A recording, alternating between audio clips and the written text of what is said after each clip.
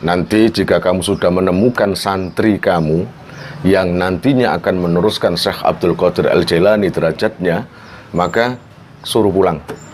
Tapi mau berdiri, oh belum bisa le. Ayo sekali lagi. La ilaha illallah, la ilaha illallah. Langsung bisa, begitu senengnya langsung lari-lari keluar, jatuh lagi.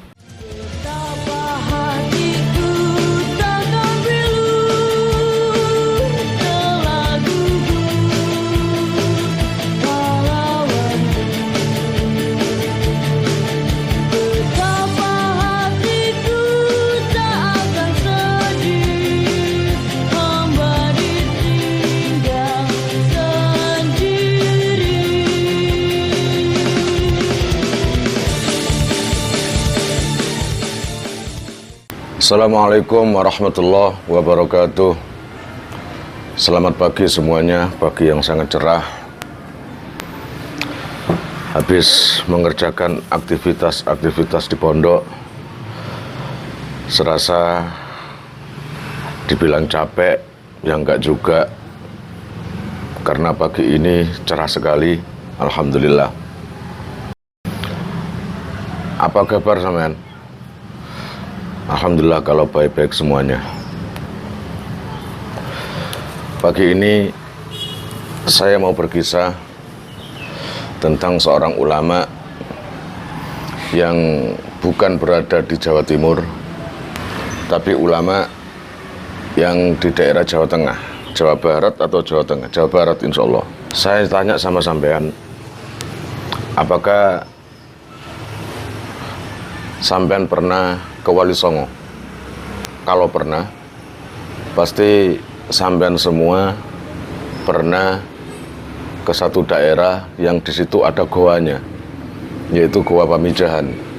Insya Allah semuanya pernah ke sana. Nah, alangkah utamanya atau afdolnya jika kita berkunjung ke Goa Pamijahan. Oh, ini alarm kegiatan pondok. Sebentar, pending dulu. Kalau kita merunut cerita daripada Goa Pamijahan, tentu kita tidak lepas dari seorang Sayyid, Syekh, atau katalah Kiai Sepuh di daerah sana yang bernama Syekh Muhyiddin. Syekh Muhyiddin itu lahir tahun 1650 kalau nggak salah. Justru kelahirannya itu bukan di Jawa Barat, tapi kelahirannya itu ada yang mengatakan Ampel, ada yang mengatakan Gresik di daerah Jawa Timur, karena orang tuanya itu memang orang sana. Orang tuanya itu orang-orang yang keturunan dari atas-atasnya itu memang orang-orang darah biru. Syekh Ahmad Muhyiddin itu ayahnya itu keturunan dari Kudalanjar bin Ratu Puhun, putri daripada Ratu Galuh. Itu kalau merunut dari silsilah ayahnya. Sedangkan kalau dari ibunya itu keturunan dari Kiai Chandra bin Girilaya bin Ainul Yakin atau Sunan Giri. Berarti dari ibunya beliau itu adalah cucu atau cicit daripada Sunan Giri, yaitu Ainul Yakin. Saat Syekh Muhyiddin masih kecil, itu seperti layaknya anak-anak kecil biasa, yaitu suka main. Dan beliau itu sangat pendiam saat kecil itu, nggak banyak tingkah seperti ya mungkin kecil sampean, para pendengar. Ya seperti biasanya anak kecil yang suka bermain, suka minta ini, minta itu sama orang tuanya, ya biasanya lah. Orang tuanya mengantarkan Muhyiddin kecil itu mengaji ke seorang syekh besar, kiai besar yang alim allamah, yang bernama Syekh Abdul Rauf As-Singkil. Beliau ngaji di sana lama sekali, sampai 8 tahun. Itu sekitar tahun 1669 sampai 1677. 8 tahun itu bukan waktu yang sedikit untuk orang yang mencari ilmu, karena ilmu yang beliau dapatkan di sana bukan sekedar ilmu yang nggak ada arahnya, tapi jelas-jelas memang ilmu syar'i yang biasanya dicari oleh para santri-santri di pondok-pondok manapun, seperti ilmu fikih, ilmu hadis, mustalah hadis, tafsir. Bahkan beliau juga mulai belajar tentang ilmu alat. Ilmu alat di sana yaitu berupa nahwu, shorof, tasrifan. Makanya nggak heran kalau Syekh Muhyiddin ini bukan Syekh abal-abal atau kiai abal-abal, tapi memang pernah mengorbankan waktunya mulai kecil demi untuk mencari ilmu, daripada cuma sekedar di rumah diam, main, menggoda ibunya, atau buat ini buat itu hanya untuk kesenangannya sendiri. Bukan, tapi beliau lebih memilih mondok di pondoknya Kiai Abdul Rauf As-Singkil. Saat beliau mondok atau ngaji di Syekh Abdul Rauf As-Singkil, beliau berumur 19 tahun.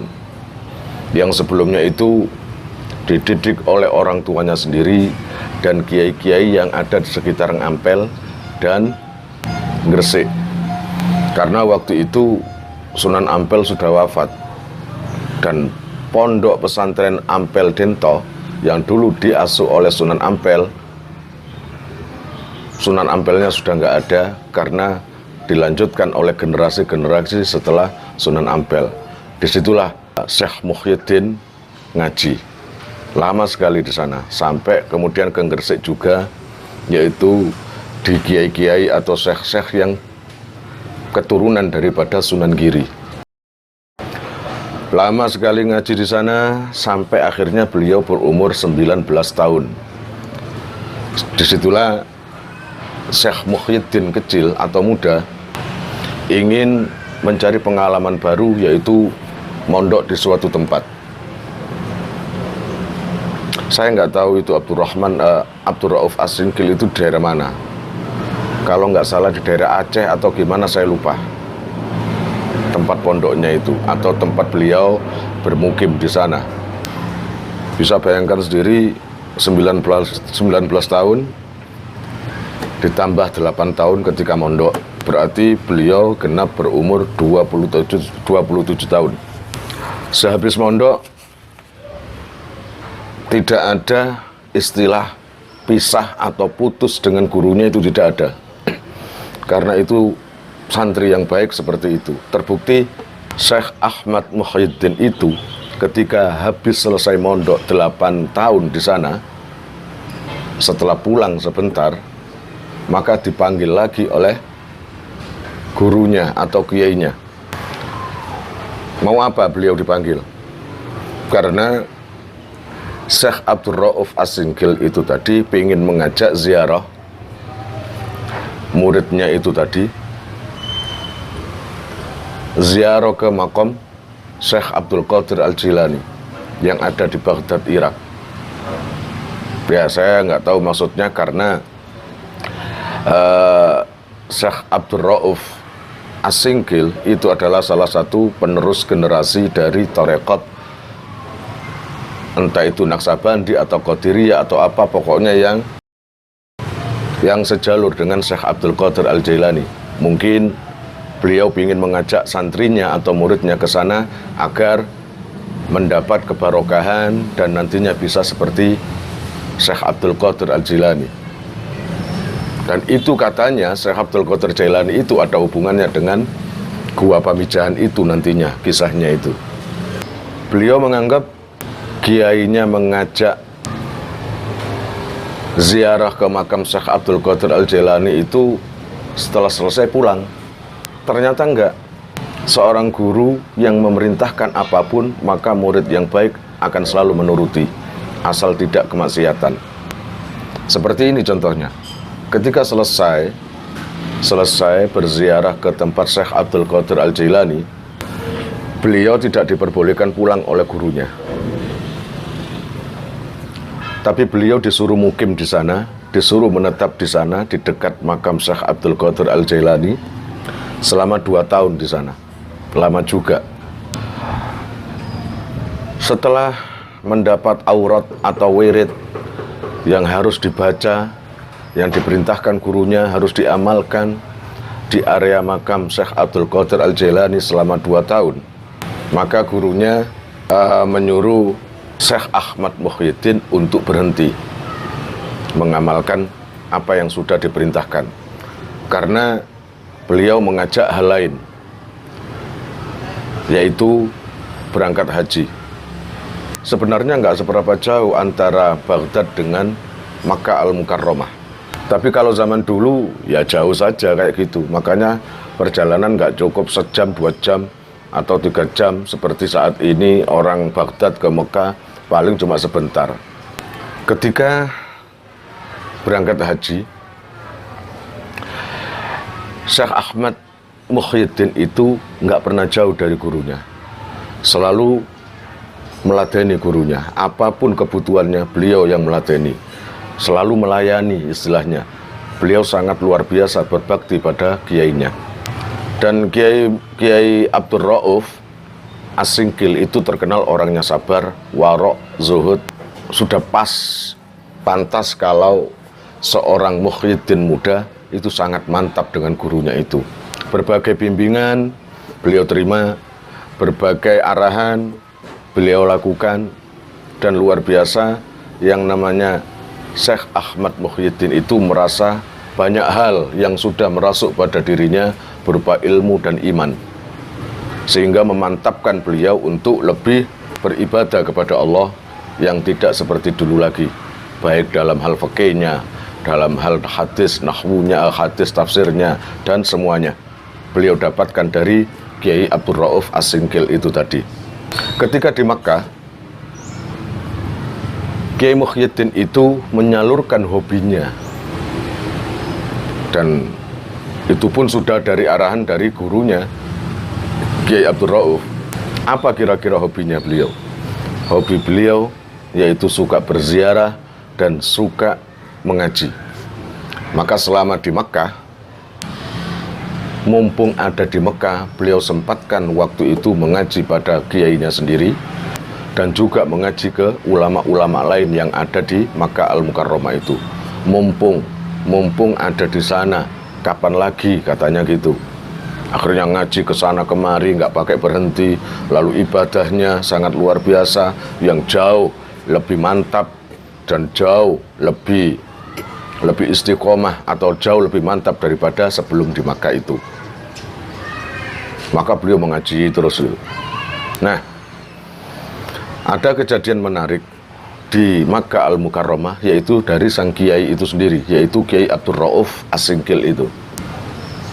Berulang kali beliau mendapat isyarat di sana ketika di Mekah bahwa nanti ada salah satu santrinya yang menjadi walinya Allah, yang artinya meneruskan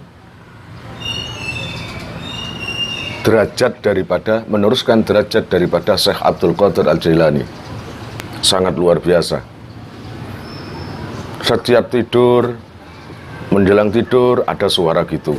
Selalu mendapat isyarah, baik berupa suara, mimpi, atau apapun, yang mana isyarah itu masih remang-remang bahwa nanti salah satu muridnya akan menjadi penerus dari Syekh Abdul Qadir Al-Jailani yang ada di bumi Baghdad. Tapi siapa mereka? Atau siapa dia? Karena murid dari Kiai Abdul Rauf As-Singkil itu banyak. Lalu setiap malam Kiai Abdul Rauf tadi meneliti nama-nama santri seperti si fulan atau si fulan, gerak-geriknya seperti ini, amaliannya seperti ini, ketika mondok itu gimana, perbuatannya selama mengikuti beliau itu gimana. Barangkali ada yang bisa tersaring satu nama yang akan bisa meneruskan derajat daripada Syekh Abdul Qadir Al-Jailani. Setiap kali, bahkan beliau itu istikharah, minta jawaban, kira-kira siapa santri yang akan meneruskan derajat Syekh Abdul Qadir Al-Jailani itu.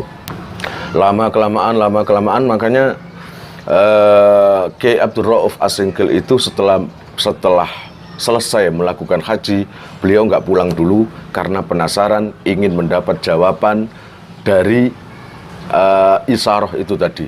Dalam istilahnya kepo. Nah, tahu kepo? Kepo itu ingin tahu kebenarannya seperti apa. Walhasil setelah istikharah beliau lakukan berbagai hal, Allah memberi jawaban, yaitu mimpi.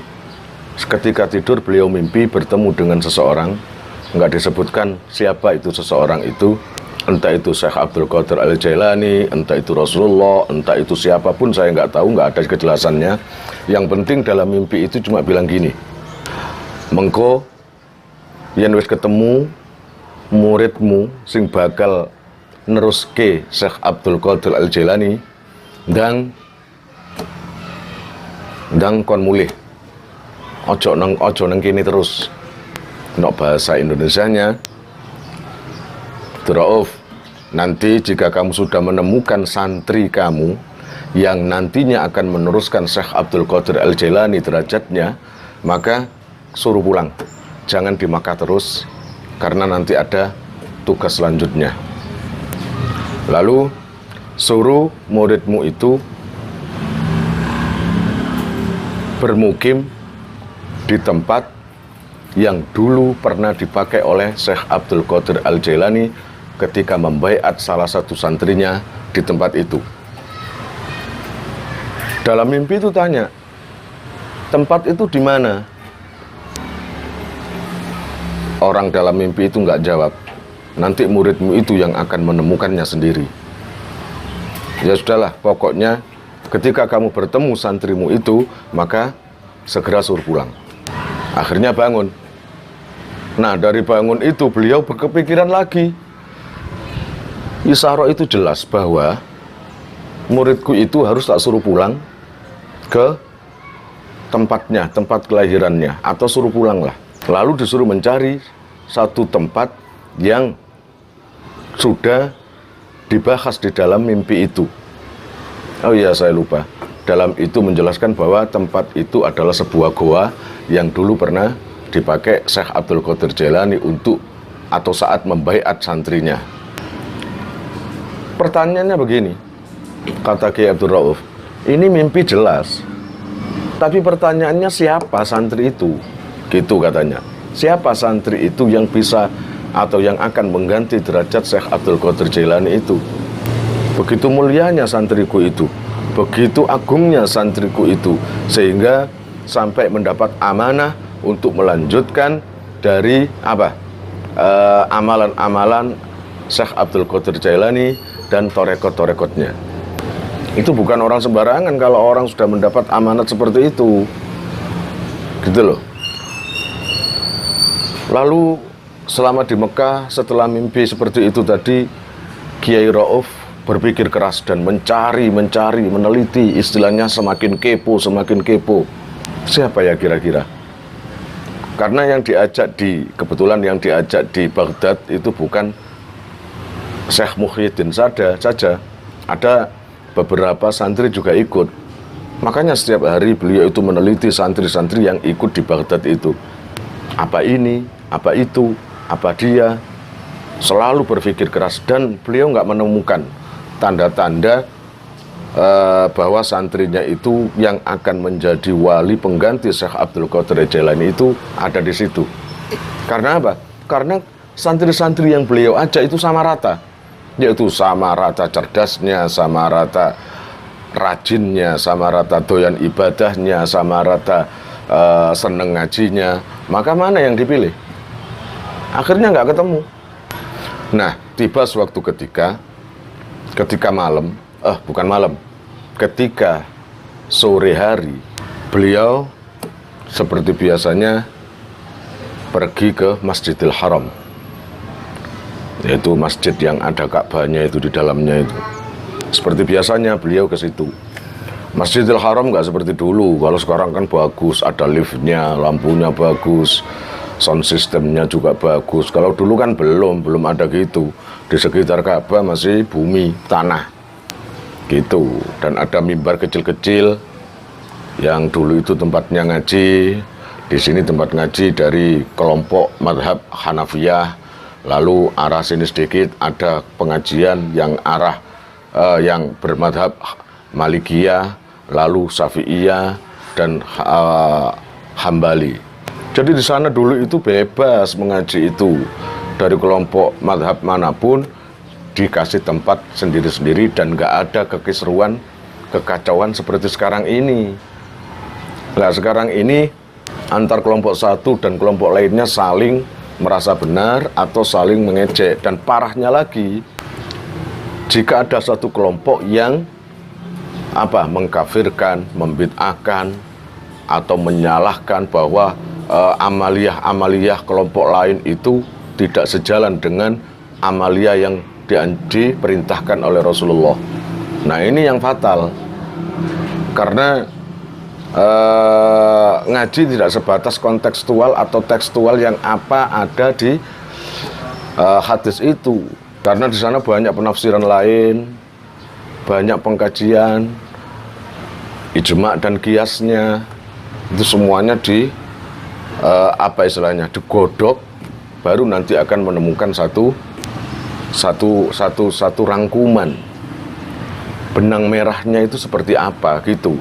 Jadi nggak langsung ada satu hadis, pokoknya mentahan seperti ini, ya udah itu, yang nggak cocok dah kafir, yang nggak cocok berarti bid'ah.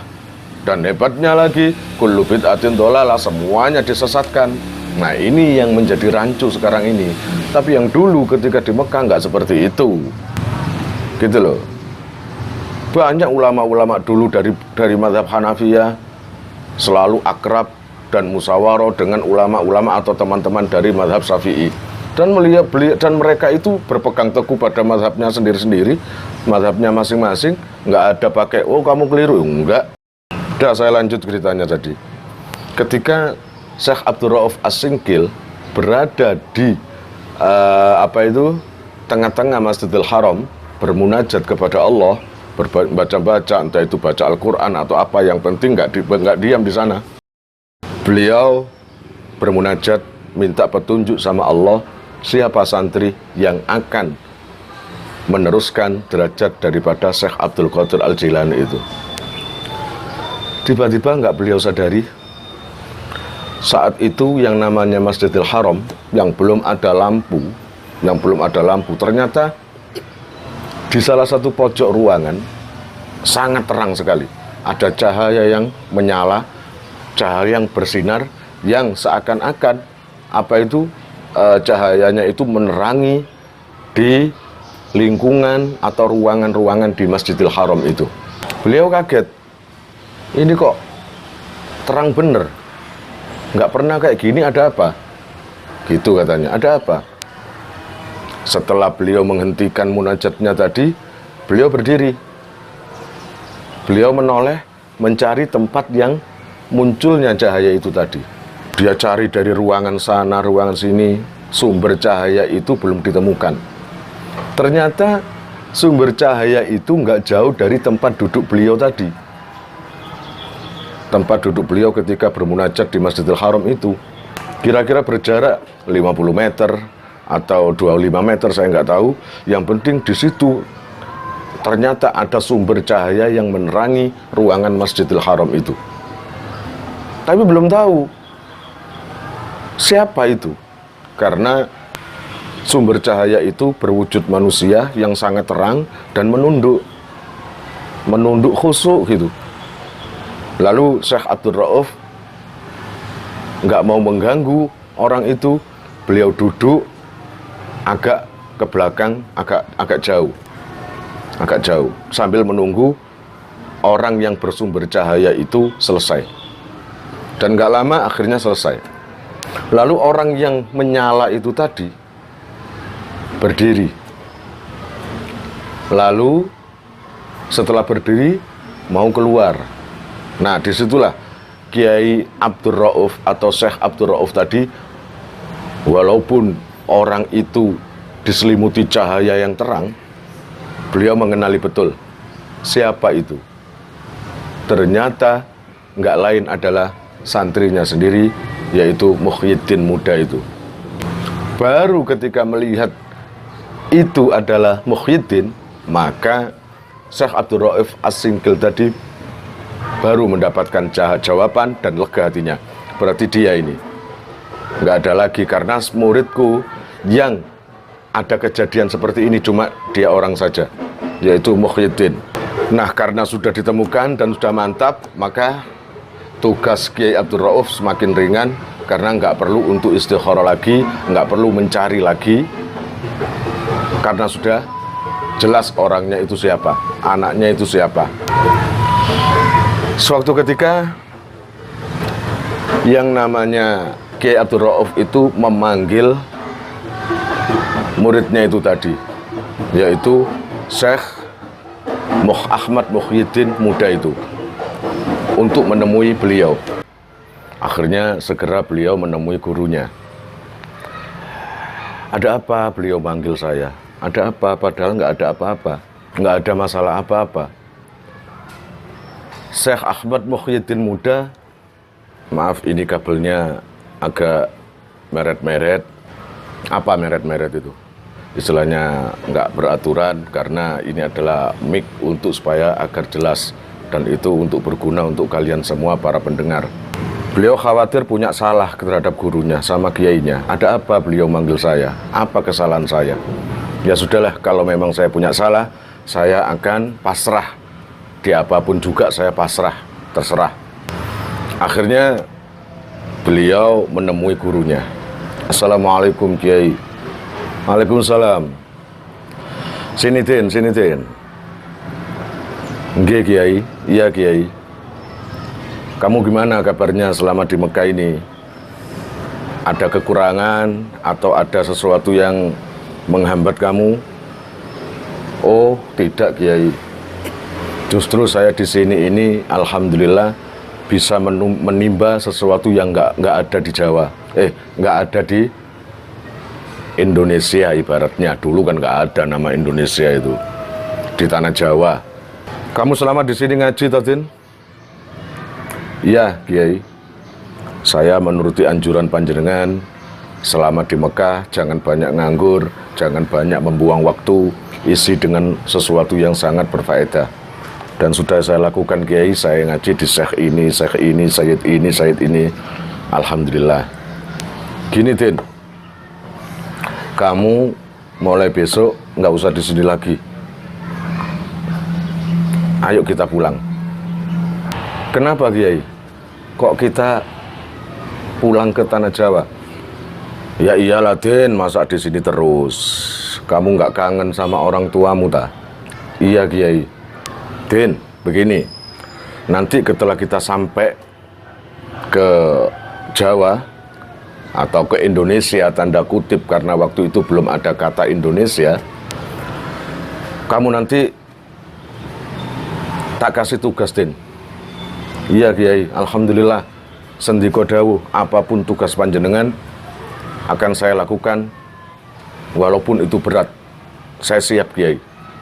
Gitu. Maaf ini sendirian, nggak ada santri, nggak ada teman yang mendengarkan, jadi suasananya ya begini. Dimohon semoga tetap dimengerti oleh para pendengar. Setelah ditentukan pulang ke tanah Jawa, akhirnya beliau siap-siap dengan teman-temannya, mengepaki semua pakaiannya, kemudian barang-barang bawaannya yang selama di Jawa itu dipak semuanya, dan siap pulang.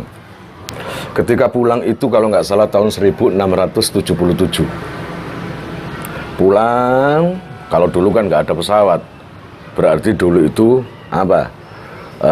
kapal ya, naik kapal gitu. Karena di tahun-tahun itu kan 1600-an ke atas kan itu dalam masa penjajahan Indonesia dijajah Belanda. Jadi ya kapal itu. Akhirnya tahun 1677 Beliau berikut gurunya Syekh Abdul Rauf As-Singkil itu pulang, tapi nggak ke Tanah Jawa, tapi ke Aceh. Ya itu tadi, mungkin itu tempatnya gurunya, kiainya, punya pesantren di sana. Gitu. Jadi bermukim dulu di Aceh. Nah, setelah sampai di Aceh, beliau istirahat dulu, jalan-jalan dulu. Beliau istirahat dulu, ingin melihat suasana yang di Aceh yang begitu indahnya. Kalau saya Aceh, kalimat Aceh, itu saya ingat dengan syair-syair. Itu kalau nggak salah lagu Aceh. Barangkali ada pendengar yang tahu kira-kira itu lagu apa tadi. Ini loh. Allahu Rabbuna Maulana wa Khaliquna Qad amanna bih amanna madumna hayya wa asbahna al-yawma hina ala khimli hibbina hubbuna lahul hubbulu haqqan maulana. Masih panjang sebenarnya siirannya itu hanya pembukaan awal, dan saya minta info buat para pendengar. Siapa tahu ada yang dari Aceh atau kenal dari lagu-lagu Aceh, itu lagu apa itu, judulnya apa. Saya dulu pernah mendengar lagu itu, saya suka nadanya, lalu saya buat syair seperti itu. Udah ya, saya lanjut. Setelah Syekh Muhyiddin tadi beristirahat cukup, melihat pemandangan-pemandangan Aceh, perempuan-perempuannya yang anggun-anggun, ya, barangkali yang belum ke Aceh silakan ke Aceh, karena di sana aroma Islamnya sangat kental sekali. Saya suka, makanya pantas dikatakan serambi Makkah. Sejak dulu seperti itu. Keliru kamu jika orang Aceh menyebarkan kemaksiatan di sana.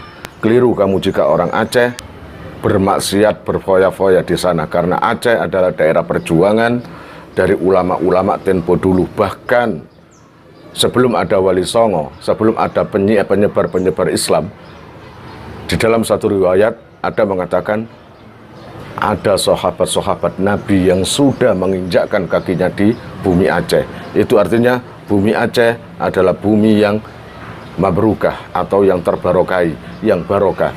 Mabruk antum ya ahla Aceh. Semoga dibarokai kau, wahai penduduk Aceh. Perkenalkan, saya Muhammad Khair dari Tanah Jawa, dari Surabaya.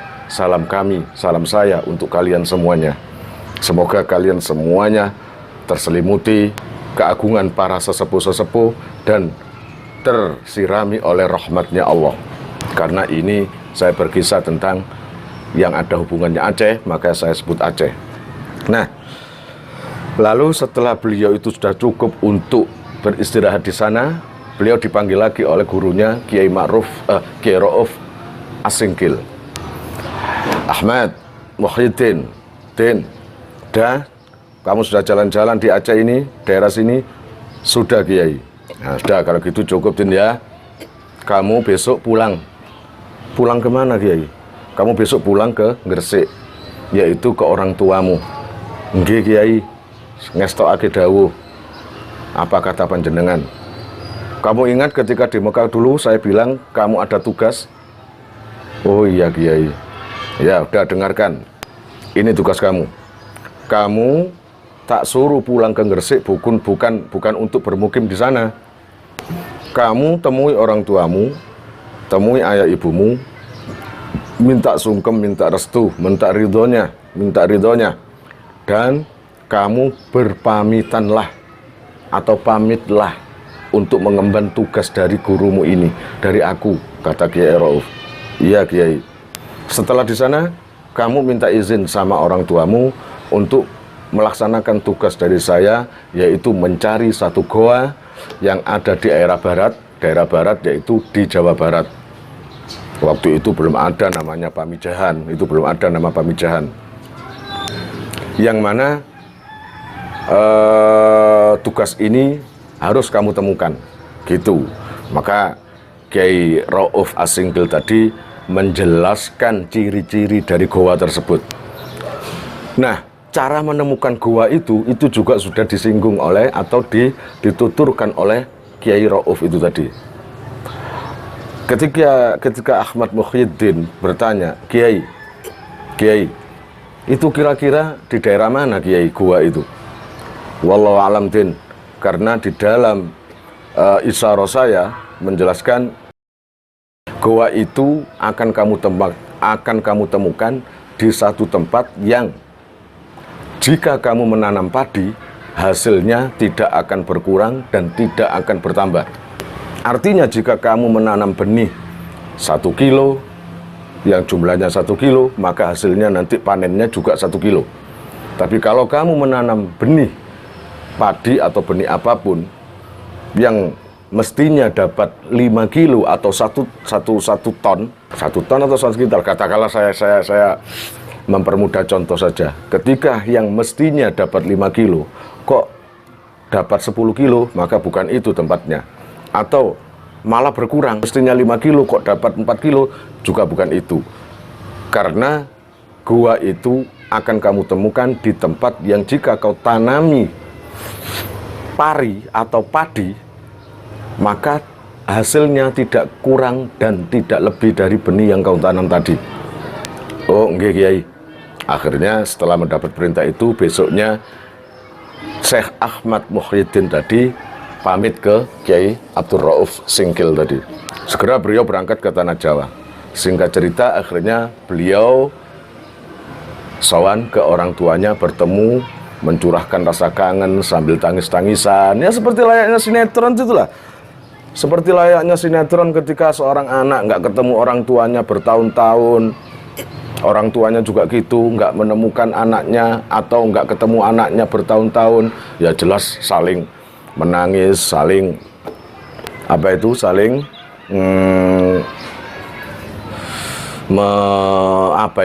mencurahkan rasa kangennya. Sangat senang sekali ketemu dengan orang tuanya. Nah, tiba suatu ketika karena sudah lama di rumahnya sendiri di daerah Gresik, sambil bantu-bantu orang tua, sambil bercanda, sambil canda cindi di rumah, biasalah namanya keluarga. Memang kalau kiai nggak boleh bercanda sama keluarga, keliru. Justru kiai itu bercandanya melebihi daripada orang-orang biasa, sangat pandai dalam hal bercanda. Nah, tiba saatnya beliau mengutarakan maksudnya. Ayah, ibu, saya pulang ini tidak lama. Kenapa nak? Begini ayah, ibu, karena saya ditugaskan oleh Kiai Rauf As-Singkil, yaitu guru saya, untuk mencari tempat yang nantinya akan saya tempati, saya mukimi. Oh gitu. Ya udahlah nak, ini orang tua yang mengerti. Ya udahlah nak, kalau memang itu tugas daripada gurumu, maka laksanakan jika kamu mampu. Seneng rasanya Syekh Ahmad Muhyiddin punya orang tua seperti itu yang begitu pengertiannya. Tapi orang tuanya bilang gini, Ahmad Muhyiddin, saya nggak keberatan kamu melaksanakan perintah gurumu, tapi tolong turuti perintah saya yang satu ini. Apa itu bu? Kamu kan mau pergi dari sini, jelas nggak sebentar, jelas lama. Saya mau kamu harus ada yang mendampingi, harus ada yang merawat jika kamu di tengah perjalanan atau ketika di tempat lain kamu butuh sesuatu atau kamu sakit atau kamu apa, saya pingin kamu ada yang merawat kamu dan mendampingi kamu. Ngestoake dawuh bu, nggih bu, terserah jenengan. Ya udah, gini Ahmad. Monggo sing durung subscribe, di-subscribe rumiyin nggih. Matur suwun. Saya mau menikahkan kamu gimana? Nggih bu. Saat itu Kiai Ahmad Muhyiddin tidak orang seperti sekarang ini, mau menikah hanya dengan pacarnya sendiri atau pilihannya sendiri. Enggak. Kehidupan mereka zaman dulu kiai-kiai itu sami'na wa ata'na terhadap guru dan orang tuanya.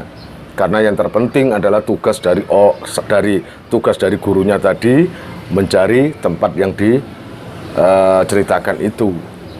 Ya sudah.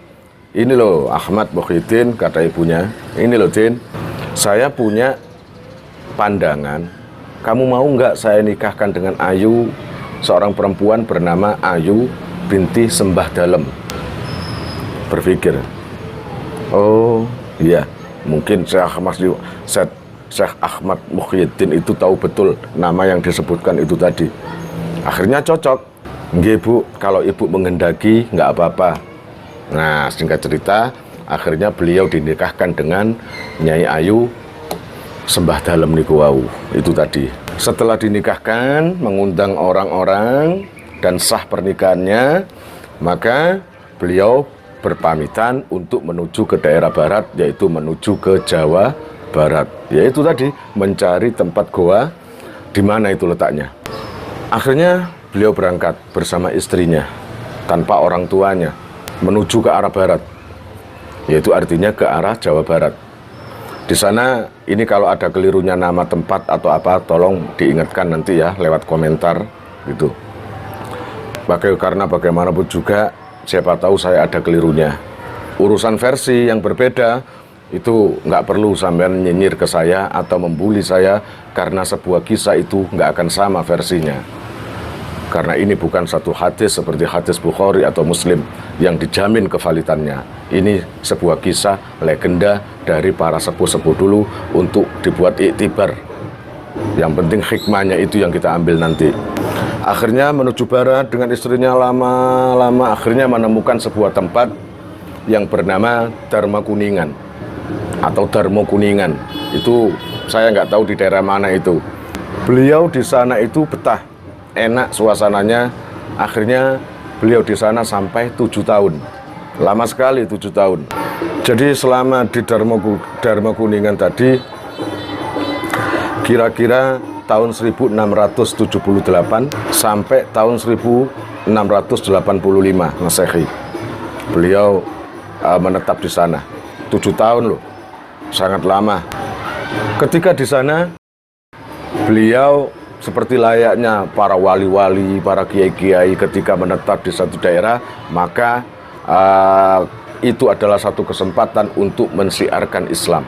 Banyak sekali orang yang Islam di sana dan yang mengikuti Ahmad Muhyiddin tadi, atau ngaji di sana, atau yang menjadi santri beliau. Lambat laun, karena terlalu enak, terlalu asik, maka Syekh Ahmad Muhyiddin tadi mengutus salah satu santrinya untuk mengkhabarkan ke orang tuanya bahwa dia sekarang ada di Dharma Kuningan itu tadi.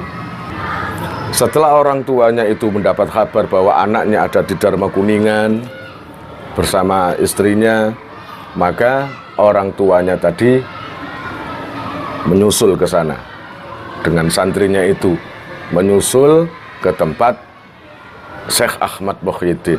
Akhirnya berkumpullah di sana orang tua dan anak, yaitu Syekh Muhyiddin, istrinya, bapak dan ibunya menetap di sana. Ya, alhamdulillah sangat enak, tentram. Tapi permasalahannya 7 tahun sudah terlewati, tempat yang beliau cari masih belum menemukan. Karena apa? Kok tahu tidak menemukan?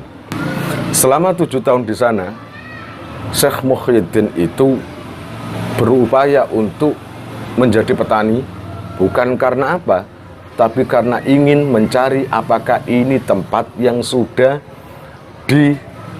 diomongkan, sudah dibicarakan oleh gurunya tadi, yaitu Kiai Abdul Rauf Asingkil. Lalu beliau menanam padi di sana. Setelah panen, lalu beliau kumpulkan berasnya. Seneng, masyarakat juga seneng. Ketika panen, banyak sekali. Ketika orang-orang semuanya suka, karena hasil panenan itu dibagikan oleh Syekh Ahmad Muhyiddin. Karena beliau orang dermawan. Tapi yang sedih adalah tanah yang beliau tempati ini adalah bukan tanah kriteria tempat gua tersebut. Terbukti karena beliau memanen hasilnya sangat melimpah. Mestinya hasilnya itu tidak kurang dan tidak lebih dari benih yang dia tanam tadi. Itu yang dia sedihkan. Ternyata bukan ini tempat yang saya cari. Karena merasa tempat ini nggak sesuai dengan kriteria gua tadi, maka beliau mengajak ibunya, istrinya, ngajak ayahnya untuk pindah dari sana, yaitu pindah di daerah yang namanya, saya ngucapnya gimana ya, Pamengpuk, di daerah Garut Selatan mungkin. Di sana beliau mukim selama 1 tahun, yaitu 1685 sampai 1686 di Garut Selatan, di daerah Garut situ. Iya bener tah, Pamengpuk gitu tah. Kan biasanya lesan Jawa Barat Bandung dengan lesan Jawa beda. Kayak Iteng, padahal tulisannya I-T-U-E, saya lupa, Iteng. Enak beliau, mereka mengucapkan itu enak karena memang lesannya. Coba kalau orang Jawa seperti saya ini bilang cuma Iteng gitu aja, Nyi Iteng gitu. Ini juga sama, Pamengpuk. Itu saya ngucapnya maaf kalau salah, saya keliru, maaf bukan karena apa, memang lesan saya ini sudah lesan Jawa. Nah di daerah itu orangnya nggak ada yang Islam. Beliau menetap di sana 1 tahun, dikelilingi oleh orang-orang Hindu karena orang sana masih Hindu semua. Berbagai macam halangan, berbagai macam cobaan, berbagai macam apapun beliau lewati. Setelah setahun di sana, akhirnya ayahnya meninggal dunia. Ayah beliau meninggal dunia, dimakamkan di Kampung Dukuh, area Kali Cikayengan. Itu kalau nggak salah. Maaf kalau saya menyebutkan keliru. Setelah memakamkan ayahnya di daerah Kali Cikayengan tadi, beliau langsung pindah ke Batuwangi. Beliau pindah ke Batuwangi. Setelah pindah di Batuwangi, beliau juga menanam padi seperti yang ketika di kampung sebelumnya. Berharap kampung ini adalah tempat kriteria, tempat goa yang beliau cari. Tapi hasilnya sama, yaitu panennya melimpah karena beliau adalah orang barokah, ya jelas melimpah. Tapi orang lain suka, beliau sendiri yang masih sedih karena belum menemukan di daerah Batuwangi tersebut. Hasilnya melimpah dan tidak cocok dengan kriterianya yang disebutkan gurunya. Akhirnya beliau pindah lagi ke Lebak Hiu, 4 tahun di sana, 1686 sampai 1690. Di sana enak tempatnya, pegunungannya sangat asri, anginnya semilir, pemandangannya bagus. Kalau untuk bermunajat kepada Allah sangat tepat sekali. Dan itu memang tempat favorit orang seperti Syekh Ahmad Muhyiddin itu. Di sana itu ada kampung, kebetulan ada satu kampung, yang kampung itu namanya Cilumbu. Dan di kampung itu terdapat satu gunung, yang gunung itu mungkin sekarang disebut dengan Gunung Mujarot. Sebelumnya belum nama itu. Ketika beliau menemukan gunung di daerah Cilumbu tadi, beliau gunakan gunung itu untuk bermunajat kepada Allah. Tempatnya enak, strategis, dan betah ketika bermunajat di sana. Seakan-akan gimanalah yang beliau rasakan. Saking cintanya beliau dengan gunung itu, makanya beliau ganti atau beliau namai gunung itu bernama Gunung Mujarot. Mujarot itu artinya tersepikan dari urusan duniawi, tersepikan daripada urusan-urusan yang jauh dari Allah. Karena ketika di situ hatinya semakin dekat dengan Allah, semakin bisa bermunajat dan alaqah atau ta'alluq kepada Allah. Disitulah beliau menamakan gunung itu bernama Gunung Mujarot. Sampai sekarang ini gunung itu namanya Mujarot, gitu loh. Barangkali ada yang tahu nanti di sana. Ketika beliau di daerah Cilumbu tadi, malamnya beliau pakai untuk bermunajat kepada Allah, maka siangnya beliau pakai untuk menanam padi. Karena hitung-hitung atau mumpung di sana sekalian mencari tanda-tanda apakah ini tanah kriteria tempatnya gua tersebut. Beliau menanam. Setelah menanam padi berikut santri-santrinya, ternyata yang mengejutkan adalah ketika panen hasilnya sama dengan hasilnya tidak kurang dan tidak lebih dari yang dia tanam. Sangat bahagia dia. Tapi beliau masih ingin meyakinkan, percuma nanti kalau nggak mencari sia-sia. Setelah panen yang tidak kurang dan tidak lebih hasilnya, maka beliau tanam lagi untuk mengulangi lagi, untuk menguatkan perasaan hati atau meyakinkan bahwa ini adalah benar-benar tempatnya. Ternyata betul. Untuk penanaman yang kedua kali, bahkan ada yang bilang sampai 3 kali, ternyata hasilnya sama, yaitu tidak kurang dan tidak lebih dari benih yang dia tanam itu tadi. Nah, akhirnya beliau sangat bahagia, menangis karena pencarian yang lebih dari 10 tahun ternyata beliau temukan di daerah Cilumbu itu tadi, di dekat Gunung Mujarot. Selama di Cilumbu itu beliau punya santri banyak dan mengajar, punya rumah juga bersama anak dan istrinya di sana. Tapi karena tempat yang beliau cari itu sudah hampir ditemukan, maka beliau mencari. Ternyata beliau menemukan satu mulut gua yang sampai detik ini namanya Gua Pamijahan.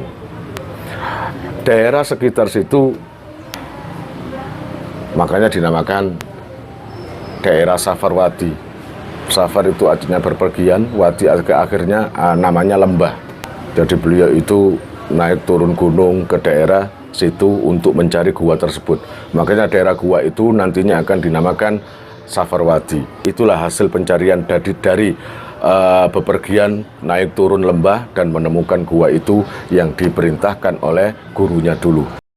Setelah menemukan gua itu tersebut dan sangat besar dan cocok untuk beliau tempati, maka beliau menganjurkan santri-santrinya untuk pindah semua ke daerah gua tersebut. Jadi seluruh aktivitas, mulai pengajian, mulai apapun, beliau lakukan di tempat itu. Nah, di gua itu nggak lama. Ya nggak lucu lah seorang kiai dan santri-santri kok mukim di gua. Ya enggak. Cuma sekedar adaptasi dengan tempat itu, ruangannya seperti apa, terus kemudian ada bilik-biliknya itu ada berapa, itu adaptasi. Setelah mengenal begitu jauh, mengenal begitu lama gua tersebut, baru beliau pindah di Kampung Bojong. Nah, selama di kampung di kaki Gunung Bojong tadi, seperti yang saya katakan tadi, itu adalah penyempurnaan beliau, akhir daripada tugas beliau, yaitu beliau di sana membangun masjid dan berikut rumah.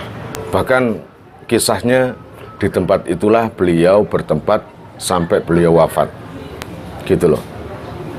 Beliau wafat dan dimakamkan di sana.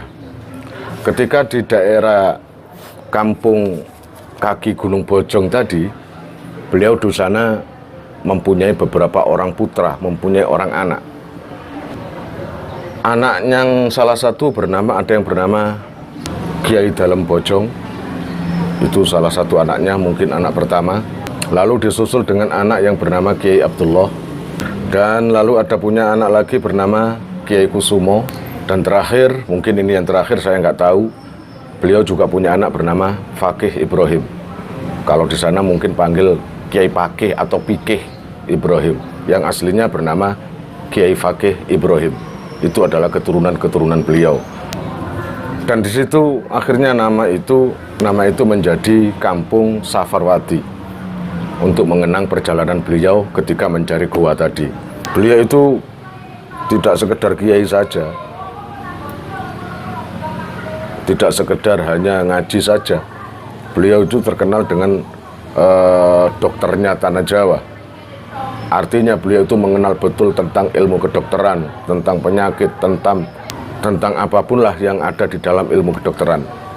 Beliau juga ilmu falak, memahami ilmu falak, ilmu perbintangan. Lalu beliau terkenal juga suaranya enak. Suaranya enak ketika membaca Al-Quran. Makanya banyak yang tertarik ketika mendengarkan beliau membaca Al-Quran. Banyak murid-murid yang ngaji Al-Quran di sana untuk membetulkan bacaan-bacaan Al-Qurannya. Setelah beliau di Pamijahan, di sekitar daerah Kampung Safarwadi, diarani Safarwadi itu, safar itu pergi, wadi itu lembah. Jadi beliau itu naik turun di situ sampai menemukan gua Pamijahan karena atas anjuran gurunya dan diberi ciri-cirinya. Beliau mengajar di sana seperti layaknya kiai sama santri, ya, mengajar di sana lama sekali. Beliau itu akhirnya karena keistiqomahannya, kesabarannya, akhirnya semakin hari semakin banyak karomahnya. semakin banyak antiknya, karomahnya. Karomah di dalam kitab Batul Amali, kitab Tauhid, pelajaran kalian adalah satu hal yang di luar kemampuan manusia, di luar pikiran normal, itu disebabkan bukan karena nakale, bukan karena ibadahnya, bukan karena wiridnya, tapi karena cinta Allah pada orang tersebut, karena saking berbaktinya beliau terhadap Allah, maka Allah ngasih bonus.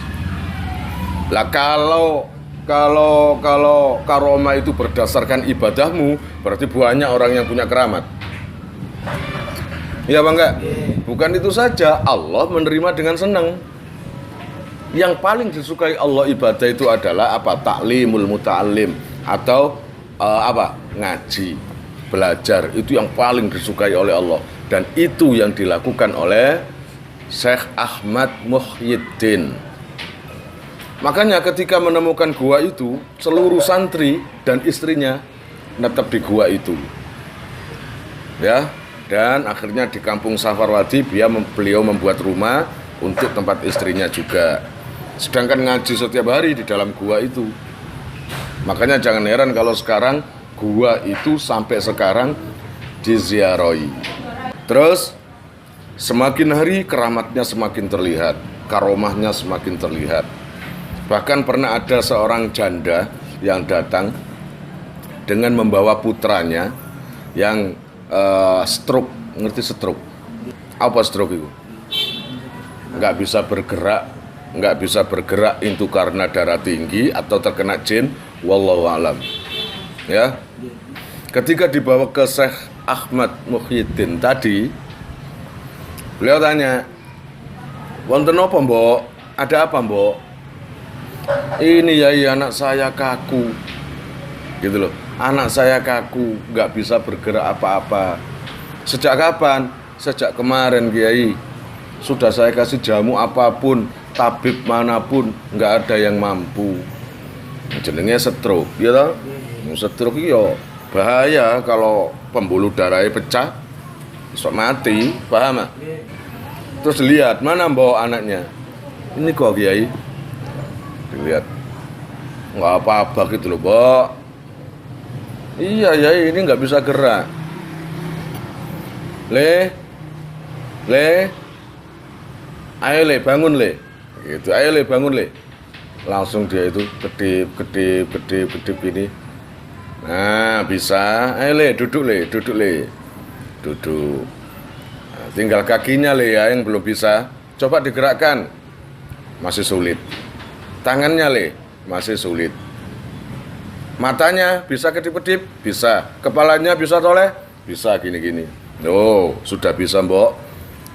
Alhamdulillah, Yai. Ntar, Mbok, tinggal kakinya dan tangannya itu loh. Nggak pakai nyentuh itu."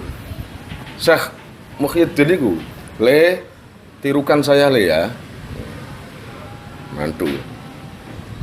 Coba ditirukan. "La ilaha illallah." Langsung. "La ilaha illallah." Ayo le, tangannya digerakkan. Bisa, Kiai. Tapi mau berdiri, oh belum bisa le. Ayo sekali lagi. "La ilaha illallah." Niru anak kecil itu. "La ilaha illallah." Langsung bisa. Begitu senengnya, langsung lari keluar, jatuh lagi. Paham? Saking senengnya jatuh lagi sampai terluka, kebentur kepalanya, sampai pingsan. Ibunya nangis lagi. Ya, "Aduh le, kamu sih dikasih sembuh gak malah bersyukur, malah langsung lari-lari."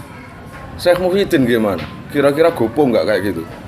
Enggak, beliau tenang, senyum tok. Le, milo to le. Akhirnya Syekh Muhyiddin tadi sambil ketawa menghampiri anak yang jatuh itu tadi. Le, milo to le. Makanya kalau sudah sakit terus sembuh, syukur itu didahulukan. Jangan suka seneng-seneng. Makanya itu nasihat buat kita. Kalau kita habis kena cobaan, lalu Allah memberi solusi tanpa di luar dugaan ternyata solusi kita sudah selesai, urusan kita sudah selesai. Jangan langsung bahagia. Ibaratnya langsung dolin, ngajak anak, ngajak istri, jangan gitu dulu. Bersyukur dulu. Gitu. Nah, kayak gini katanya Syekh Muhyiddin. Kamu jatuh lagi. Loh, malah sekarang tambah parah ini. Kepalanya ini yang pecah. Gitu yuk. Kepalanya yang pecah ini. Nangis ibu nih.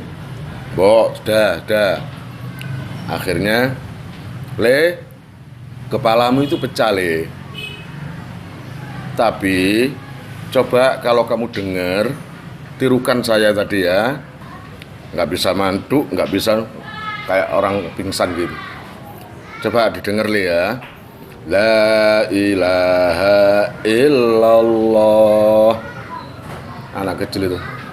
La ilaha illallah. Lagi La ilaha illallah.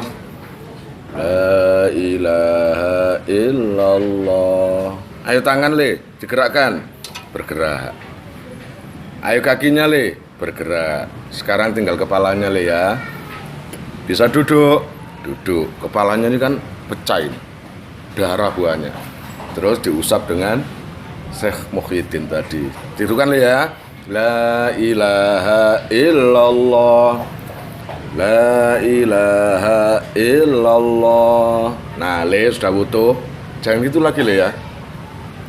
Iya, Kiai. Sekarang kamu sungkem ke ibu kamu. Kamu itu habis salah dengan ibumu. Kamu itu nakal. Kamu itu bantah. Kamu itu habis bentak ibumu. Nggak boleh begini kamu lakukan, nggak boleh begini kamu lakukan. Makanya darah kamu berhenti, stroke. Jangan dulangi ya. Langsung nangis ke ibunya lah. Sejak itu akhirnya anak itu sehat walafiat dan menjadi santrinya Syekh Muhyiddin. Terus waktu ketika beliau itu kalau pagi sering jalan-jalan ke sekitar daerah Safarwadi itu, melihat orang mancing, susah, sedih mancing mestinya kan. Ini wong mancing masa ana sing guyu-guyu iku. Wong mancing lek ketone tegang terus mesti. Nggak usah lah. Tapi saya diam aku loh. Saya itu nggak suka mancing tapi pernah mancing. Entah itu 3 atau 4 kali dijak. Akhirnya saya ngejak, yang ngajak saya kapok gak ngejak aku. Nah, kenapa? Karena aku ketawa terus guyon tok. Nah, coba orang mendai wae anu. Guyon-guyon. Aku guyon-guyon. Repot memang suka bercanda, kok disuruh tegang gini terus.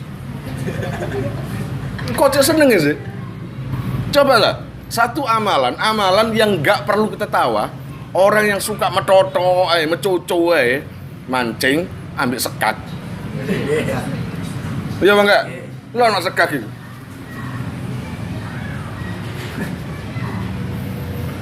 Kayu sampean dipikir. Iya bang nggak? Cuma kayu segini dipikir, bojo anak di rumah nggak dipikir. Nah itu. Karena terlihat wajah sedih, Kanjeng Syekh Ahmad Muhyiddin lewat ketemu dia, pulang ketemu dia. Pak kok betamen toh jenengan mancing? Oke. Iya. Kok betah sampean mancing? Saya sejak pagi, siang sampai sore ketemu sampean di sini dan tetap gitu aja. Nggak pakai bercanda, senyum atau nggak apa-apa. Enggak, Pak. Saya tanya, ada apa sampean? Orang rumah nunggu. Kalau saya nggak dapat hasil, terus saya bawa apa pulang nanti? Ya nggak salah juga sih. Tapi masih gak ngono wong iku nek mancing metotok lengake. Iya apa enggak? Ya enggak salah juga. Akhirnya oh gitu, Pak. Ya udah, Pak. Saya boleh nemenin sampean. Ya, tapi jangan banyak omong loh. Oh enggak, saya cuma apa itu? Jejeri apa? Cuma mendampingi saja. Gimana sih rasanya punya ikan? Dapat ikan? Iya. Lama nggak dapat. Sing Kanjeng Syekh ketawa. Nggak capek dah sampean. Loh, katanya tadi nggak banyak ngomong. Sekarang kok tanya? Enggak, cuma tanya dok. Nggak capek ya? Buat capek ya capek. Saya ingin dapat banyak biar pulang nanti dapat hasil, anak istri suka. Ada loh Pak caranya itu, Pak. Caranya itu ada. Gimana? Umpannya sudah cacing loh saya ini. Tak kasih udang, tak kasih sambal sedikit. Siapa tahu ikannya suka. Iya apa enggak? Malah ibaratnya gini, malah umpannya tak kasih tulisan berhadiah. Ya, tetap aja nggak dapet. Bukan gitu Pak caranya. Purun nomor boten. Jenengan kula ulangi. Corone nimbali ulam. Mau nggak saya ajari untuk memanggil ikan? Memang sampean punya? Insya Allah punya Pak. Itu. Gimana? Pundi kuping sampean? Kupingnya didekatkan, bilang gini, sampean tiru saya ya. Ya.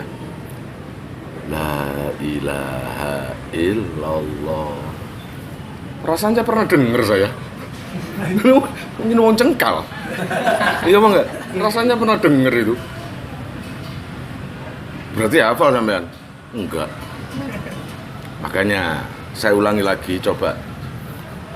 La ilaha illallah. La ilaha illallah. Lagi Pak nggih, sing lancar. La ilaha illallah. La ilaha illallah. Sudah bisa Pak? Sudah. Sekarang sampean baca lagi, sampean lihat ujung tali pancing itu. La ilaha illallah. Menteleng. La ilaha illallah. Dut dut dut dut dut. Loh, Pak dapat. Dapat. Loh, sungguh dah ini. Iya. Loh, iya. Lopur. Oh, ibaratnya biyen ngene.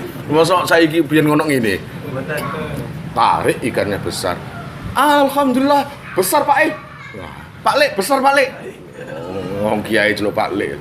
Besar Pak Lek. Tuh. Alhamdulillah Pak, bisa buat sarapan. Ya nggak sarapan Pak Yai, Pak Lek. Kalau sarapan pagi tadi ini sampai sore nggak dapat.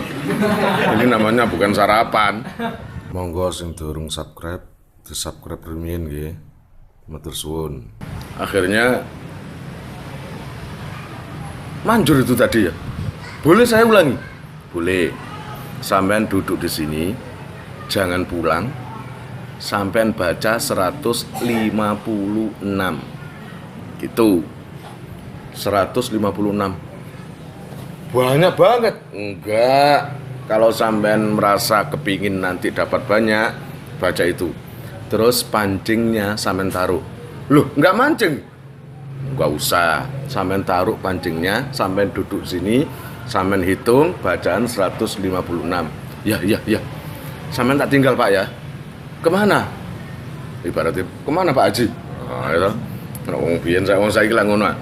Saya ada kesibukan. Iya. Waduh. La ilaha illallah, la ilaha illallah, la ilaha illallah. Enggak terasa merem. Illallah, la ilaha illallah. Sampai hitung sampai 156. La ilaha illallah. Begitu terpejam, matanya melek, di depan itu ikan banyak.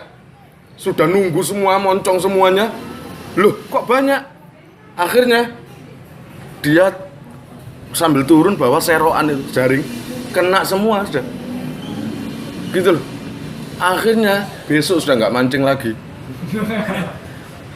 Sebagian dijual, sebagian untuk rumah. Sudah jarang mancing, karena apa? Stok duit, stok ikan ada di rumah.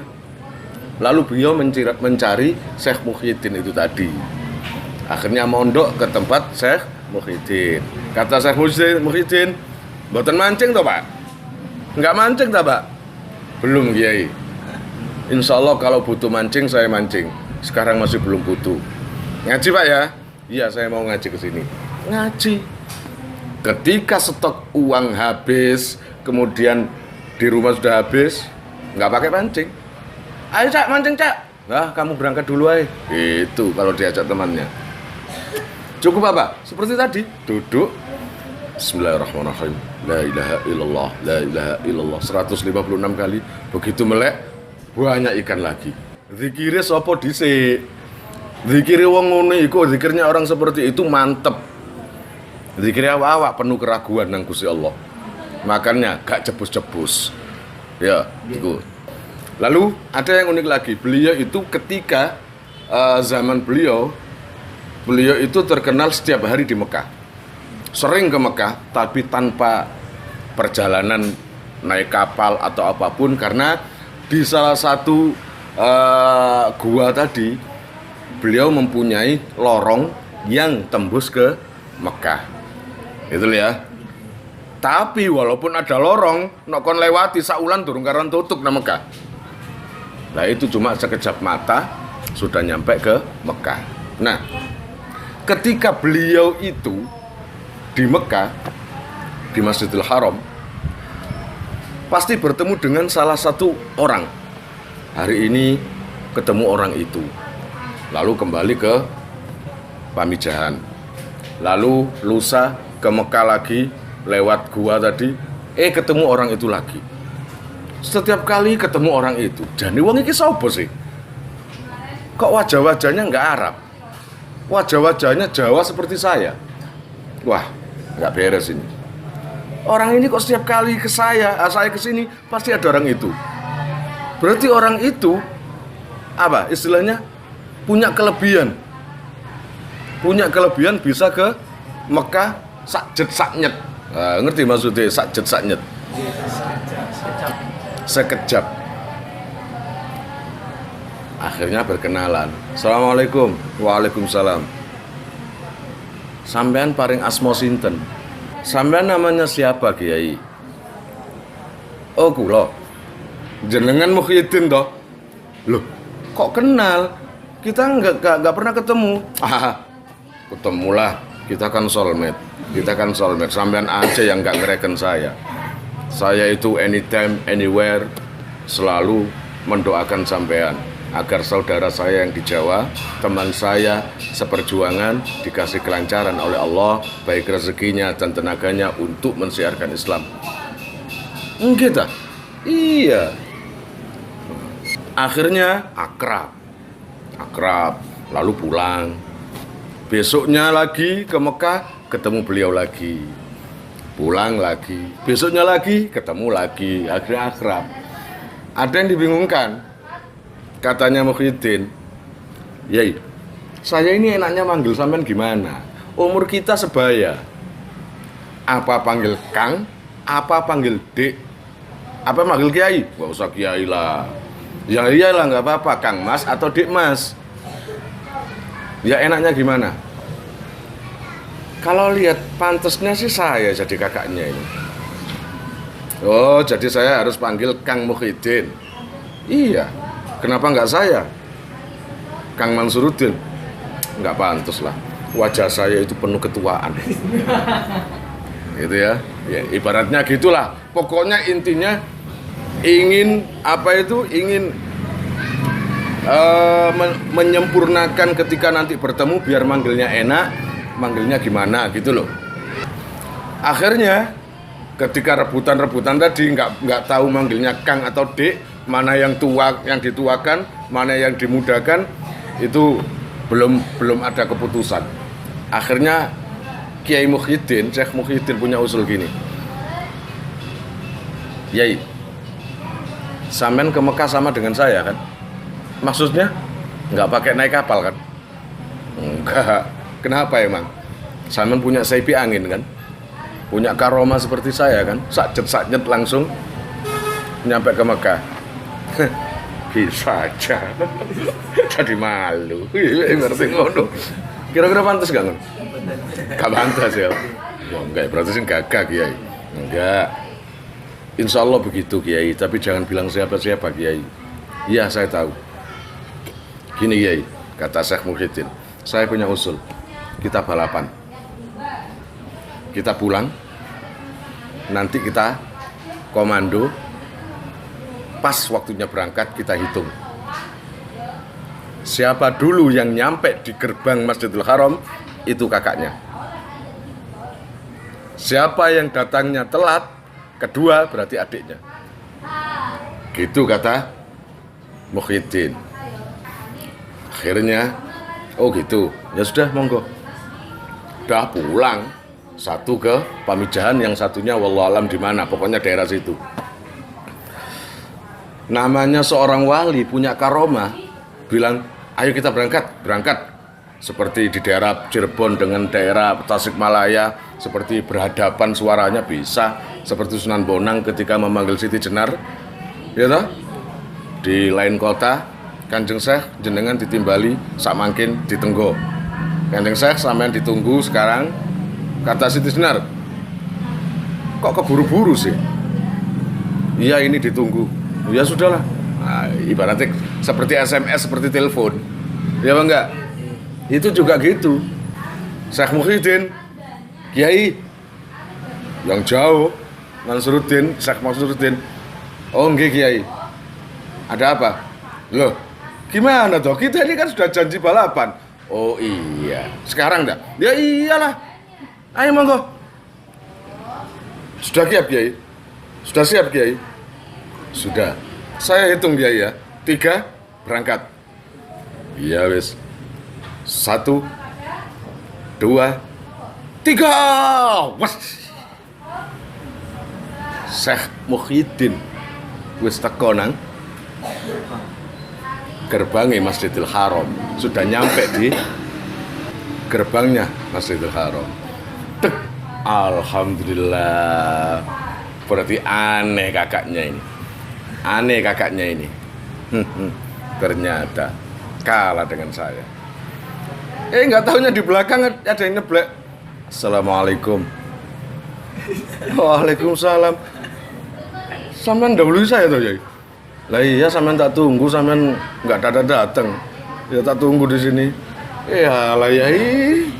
Saya sudah mencurahkan seluruh tenaga saya. Nggak tahunya yang nomor 2. Wes sah ya, deal. Sampean kakang Ridho? Ya, saya manggil Kang Mas ke sampean. Sampean manggil saya Dik Mas. Ya, udah nggak apa-apa. Bentar ya, saya penasaran ini. Sampean kok datang duluan gimana? Loh, kok tanya saya? Lah sampean kenapa kok datangnya terlambat? Saya berangkat seperti biasanya, setiap sehari-harinya berangkatnya seperti itu. Sampean kenapa? Dia ngena. Bentar ya. Ini ya yang menyebabkan. Apa? Saya terlambat cuma sebentar. Beberapa detik, 10 detik atau 15 detik. Didahului sampean. Nah ya itu masalahnya apa? Gini Kiai. Saat saya lewat lorong di Pamijahan, saya itu merasa kedinginan, lalu ngerokok. Berhenti sebentar, ketika dalam perjalanan, kayak flash loh, pingin rokok, meneruskan. Gara-gara saya nyalain rokok dan ngerokok sesedot 2 sedot, itu kalah. Saya janji, Yai, Kang Mas, saya janji, demi Allah, mulai hari ini saya nggak ngerokok. Makanya di daerah Safarwadi sana, di daerah gua situ diharamkan untuk merokok. Karena sudah janjinya Syekh Muhyiddin meninggalkan rokok. Karena apa? Gara-gara rokok, aku ketinggalan beberapa langkah oleh Kang Mas Mansuruddin, karena rokok itu mengurangi kekaromahan. Paham? Rokok mengurangi kekaromahan. Gitu. Nah, ketika beliau pulang, ketika tadi sudah kita deal ya bahwa sampean kakang saya, Kang Mas. Iya, sampean adik saya. Ayo kita pulang. Sekarang, iya kita bareng. Bareng lewat lorong tapi beda. Paham? Beda. Nah, ketika pulang, perjalanan pulang kayak flash gitu, yang namanya Syekh Ahmad Muhyiddin itu diikuti air Zam-Zam. Jadi air Zam-Zam dari Mekah itu mengikuti Syekh Muhyiddin. Begitu juga dengan Syekh Mansuruddin juga diikuti air. Ngikuti, ngejar terus gitu. Gitu, ngikuti. Cepet gitu airnya. Bedanya kalau Ahmad Muhyiddin sumbernya kecil. Kalau yang Mansuruddin kakangnya tadi besar. Nah, begitu sampai di Gua Pamijahan, airnya mancur di sana. Makanya airnya itu air Zam-Zam, tapi karena ta'ziman wa ikroman, dengan sejarah atau dengan peninggalan Nabi Ibrahim, akhirnya diberhentikan oleh Syekh Ahmad Muhyiddin. Tapi itu adalah bekas aliran dari Zam-Zam, diambil barokahnya. Lah, sedang Mansuruddin tadi ketika keluar dari lorong, biwor, sumbernya banyak. Gitu loh, sumbernya banyak sekali. Akhirnya ketika beliau sudah sampai, ya Allah, kalau ini muncrat terus atau mancur terus, pertama sih syukur, alhamdulillah ada air yang mengikuti begitu derasnya. Tapi lama-lama bingung, ya Allah, lah ini kalau gini terus banjir sini nanti. Banjir nanti.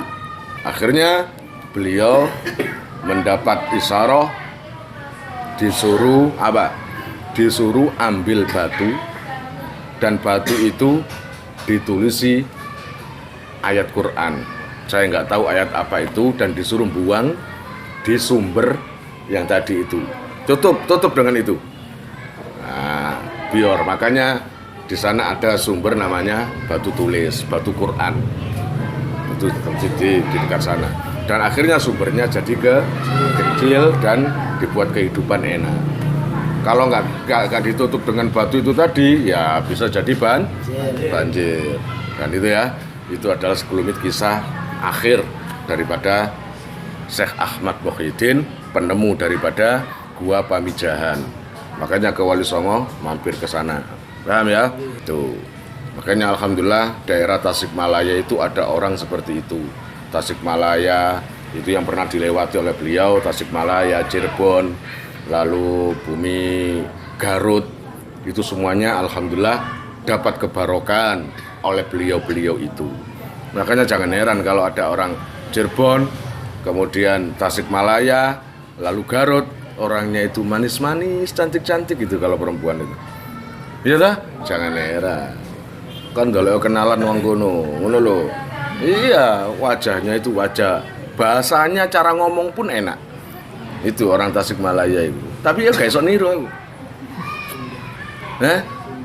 Lah iya nggak bisa niru, kayak Sunda kan gitu. Nyi Iteng. Ya apa sih? Kita itu sulit. Kalau orang sana enak, Iteng, apa loh? Kayaknya nggak Iteng. Iya enggak? Iya. Kumaha atuh? Iku bahasa kita. Kumaha atuh? Sok lah. Nah, iku enak bahasanya itu, apalagi kalau yang ngomong itu orangnya perempuan yang cantik. Gemes no pokoknya. Kalau dijadikan seorang bunyai, seorang kiai mendapatkan putri-putri dari Tasikmalaya atau Garut atau Sunda itu tadi, Cirebon, pantas. Biasanya kulitnya bagus-bagus, pengaruh dari airnya. Airnya sana bagus-bagus. Itu. Dah. Semoga bumi-bumi yang ditempati para wali-wali tadi seperti Tasikmalaya, Garut, Cirebon dan semuanya tadi tetap mendapatkan kebarokan dari orang-orang yang linuwih itu tadi. para walinya Allah. Gitu ya. Assalamualaikum warahmatullahi wabarakatuh.